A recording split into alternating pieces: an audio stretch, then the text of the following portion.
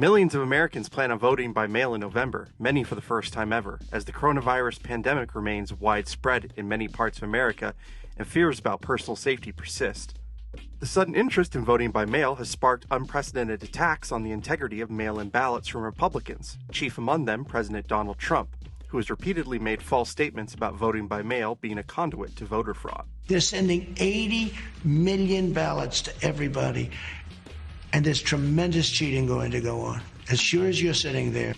But in many states, including Arizona, voting by mail has been happening in large numbers for decades. Roughly 80% of Arizona ballots are cast through the mail, and millions of voters are on the permanent early voter list and receive a mail-in ballot for every election. So how does mail-in voting in Arizona work, and how secure is it?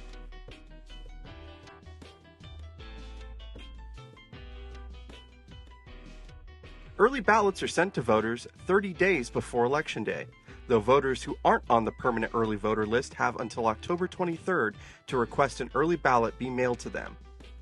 Early ballots must be returned to election officials by Election Day, November 3rd, to be counted.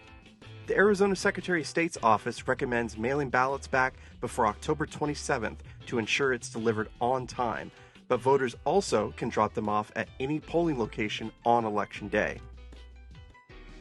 When county elections officials receive early ballots from voters, they verify that the signature on the return envelope matches the voter's signature they have on file.